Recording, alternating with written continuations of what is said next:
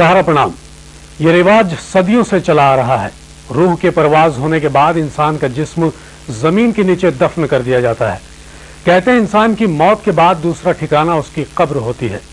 कब्र जिसकी तन्हाई और घुप अंधेरे का ख्याल भर इंसान के रोंगटे खड़े कर देता है। तो एक सुनसान कब्रिस्तान की कल्पना भी उतनी ही भयावह होती है जितना खामोश रातों का सन्नाटा। गुमनाम है गया के पंचायती अखाड़ा मोहल्ले का साहब कोठी कब्रिस्तान अपने सीने में कई राज दफन किए हुए है। इस कब्रिस्तान में एक कब्र ऐसी है जिसे लोहे में जकड़ कर रखा गया है। लोग मानते हैं कि इसमें सो रहे आदमी की आत्मा आते जाते लोगों के सामने खड़ी हो जाती थी। इसलिए 50 साल पहले एक मौलवी ने इसे लोहे से बांध दिया था। तब से इस भूत को किसी ने देखा तो नहीं है, लेकिन लोग अब भी डर जाते हैं और अंधेरा होने के बाद यहां आने से खौफ खाते हैं।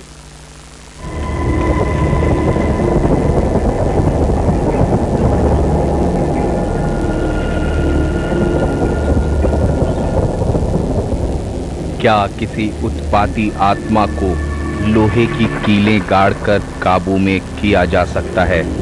अंग्रेज अफसर ओवेन टॉम्किंसन की कब्र को लोहे से जकड़ कर रखा गया है, लेकिन फिर भी लोग डरते हैं।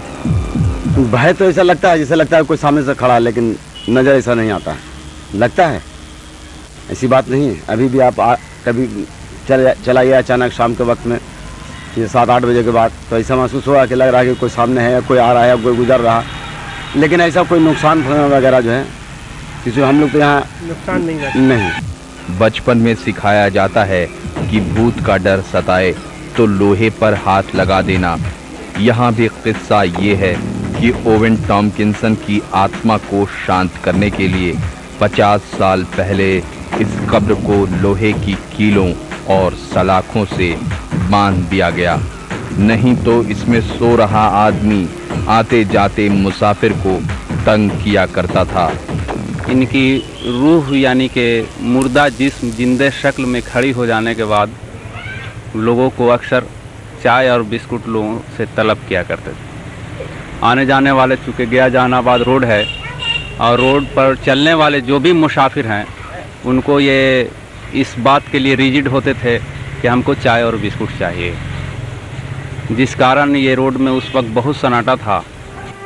लोग अब भी यहाँ चाय बिस्किट रख जाते हैं, लेकिन मनोविज्ञान मानता है कि ये एक ऐसे वहम की वजह से हो रहा है जिसने पूरे समुदाय को जकड़ रखा है।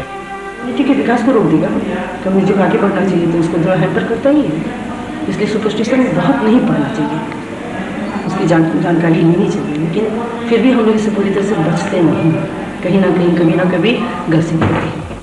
ठीक है, मगर सवाल अब भी बाकी हैं कि ऐसा कब तक चलता रहेगा।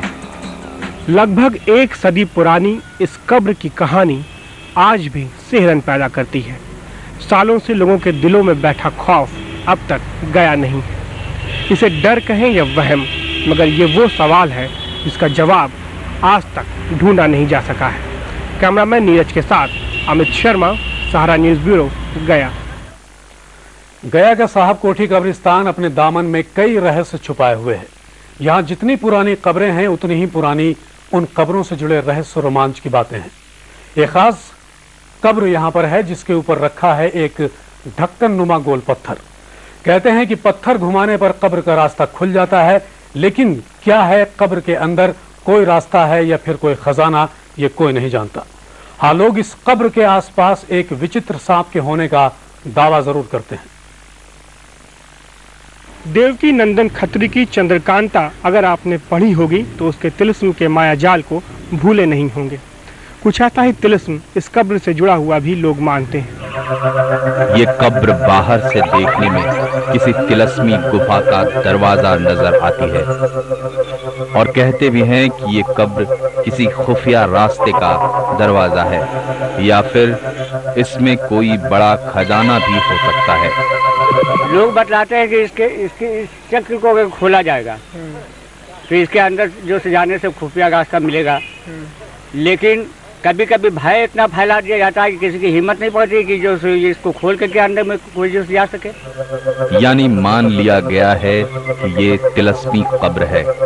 इस पर रखा है एक ढक्कन नुमा पत्थर। इस पत्थर को घुमाना अकेले एक आदमी के वश की बात नहीं, लेकिन कब्र का रहस्य यहीं खत्म नहीं हो जाता। लोगों ने इसके आसपास एक विचित्र सांप को मंडराता हुआ देखा है। कहते हैं वो इस कब्र की रक्षा करता है। कभी सांप हम आज तक बहुत सांप देख, हम भी था इतना उम्र में, लेकिन कि हम सांप ऐसा नहीं देखा। लोग जो बोलते हैं वो भी लोग भी कहते हैं कि इस तरह का सांप तो अजूबा है। क्या है उसमें, किस तरह का? बिल्कुल वाइड है, लंबा, बहुत पतला तरीका है। देखने में किसी को नजर पड़ जाता है, उसकी तरफ वो देखता है, तुरंत वहां से वो अपना जगह बदल लेता है। देखने वाले बताते हैं कि उस सांप के 5 मुंह हैं। सांप को पकड़ने की कोशिश भी की गई, लेकिन वो रहस्यमय ढंग से गायब हो जाता है। पकड़ने के लिए भी लोग बहुत सा कोशिश की, लेकिन लोग देखा है कि अभी यहाँ पर घुसा है, वहाँ पर कोई सुलाख है न बिल है। लोग उसको पत्थर को हटा करके भी देखा गया तो वहाँ पर न सांप है न कोई बिल है। कब्र और उसके आसपास मंडराने वाले सांप की बात से हर कोई वाकिफ है, लेकिन इस कब्र के नीचे छिपे राज से पर्दा उठना अभी बाकी है। कोई खुफिया रास्ता है या खजाने का ठिकाना, कोई नहीं जानता। एक सांप है जो अक्सर लोगों को दिखाई पड़ता है, मगर सच्चाई क्या है ये किसी ने भी पता लगाने की कोशिश नहीं की। फिर भी ये कहानियां हैं जो सालों से चली आ रही हैं। अमित शर्मा, सहारा न्यूज़ ब्यूरो, गया। साहेब कोठी कब्रिस्तान की कब्रों के साथ जुड़े किस्से कहानियां सालों से चली आ रही हैं। हालांकि कब्रें सालों पुरानी हो चुकी हैं, लेकिन किस्से अभी भी जवान हैं। इसी कब्रिस्तान की कुछ और कब्रों की तह में जाने की कोशिश करेंगे। एक छोटे से ब्रेक के बाद आप बने रहिए।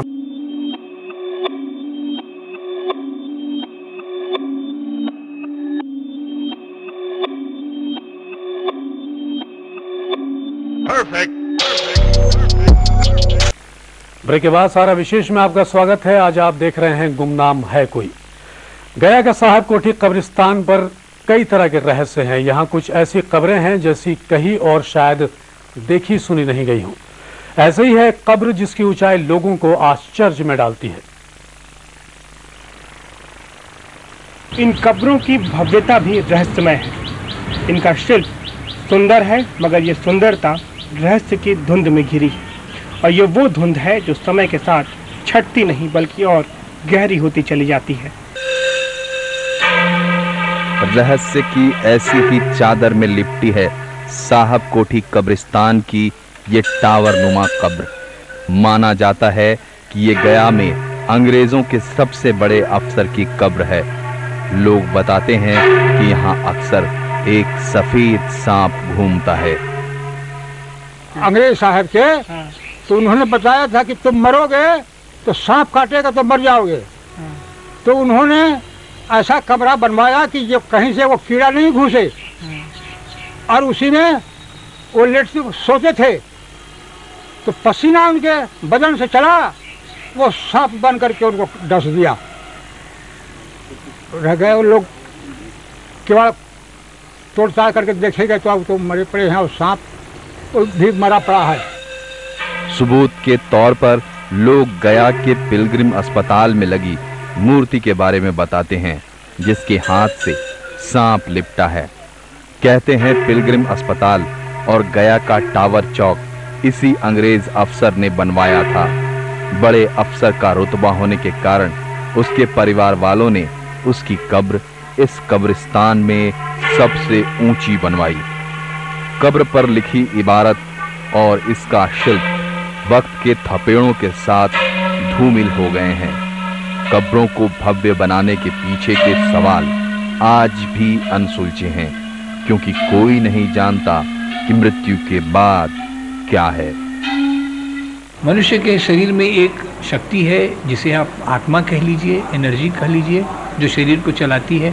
चले जाने के बाद शरीर शून्य हो जाता है, परंतु वो कहाँ जाती है, फिर कैसे आती है, पुनर्जन्म कैसे आता है, ये अभी भी ये रिसर्च का विषय है। इस पर बहुत सी रिसर्चेज हो रही हैं, अभी तक चलती आई हैं, मगर अभी तक कोई कंक्रीट या कोई ऐसा एकदम सार्थक प्रमाणात्मक हमारे सामने कोई चीज़ नहीं आई है जिससे कि हम कह सकें कि ये सत्य है और ये इस तरह से भूत प्रेत या आत्मा होती। हो सकता है कि मृत्यु के पार अनसुलझे रहस्यों के कारण ही कब्रों को सुंदर बनाने की परंपरा बनी होगी। अमित शर्मा, सहारा न्यूज़ ब्यूरो, गया। जहां अंधविश्वास होता है वहां डर खुद ब खुद पैदा हो जाता है, और डर हो तो डर ली ताकत के वजूद से भी इनकार नहीं किया जा सकता। कब्रिस्तान में कब्र पर बना हुआ है एक मज़ार। एक पहुंचे हुए बुजुर्ग का ये मज़ार भी रहस्यमय किस्सों से जुड़ा हुआ है। इस वीरान कब्रिस्तान में अब किसी को दफनाया नहीं जाता। जो थोड़ी बहुत आवाजाही रहती है उसकी वजह है कब्रिस्तान में बना मज़ार। सैयद शाह इकबाल हुसैन का यह मज़ार कितना पुराना है यह कोई नहीं जानता, लेकिन इसके साथ भी एक किस्सा जुड़ा है। कहते हैं कि कब्रिस्तान की चारदीवारी बनाने की कोशिशें बेकार हो जाती थी। रात में दीवार खुद ब खुद ढह जाती थी। इस मज़ार के बनने के बाद ही यहां चारदीवारी बन पाई। लोग इसे हजरत शाह इकबाल का करिश्मा मानते हैं और तभी से लोगों की आस्था इस मज़ार से जुड़ी हुई है। सुनते आए हैं कि ये अंग्रेजों के समय से पहले की है और इसका महत्व यही है कि इसी के नाम पर आज इकबाल नगर मोहल्ला बसा हुआ है। यहाँ साल में एक बार उर्स भी लगता है। यहाँ हर कौम के लोग आते हैं, हिंदू मुसलमान, हर आदमी 10-5 ठो रोज यहाँ मन्नत मांगते हैं। सारा मामला यकीन का है। कुछ लोगों को इस कब्रिस्तान में दफन लोगों की रूहों से भी डर लगता है और वो इसके आसपास से भी गुजरने से परहेज करते हैं। तो कुछ लोग ऐसे भी हैं जो हर खुशी के मौके पर यहाँ दफन एक बुजुर्ग की मज़ार की जियारत करना जरूरी समझते हैं। अमित शर्मा, सहारा न्यूज़ ब्यूरो, गया। रूहानी ताकतों पर यकीन करने वालों के पास अपनी दलीलें होती हैं, तो इनके वजूद से इनकार करने वालों के दावे भी कमजोर नहीं होते। फिलहाल वक्त है एक छोटे से ब्रेक का। ब्रेक के बाद जानेंगे किस तरह किस्से कहानियों के भूत हमारे दिलो दिमाग में घर कर जाते हैं। आप बने रहिए हमारे साथ।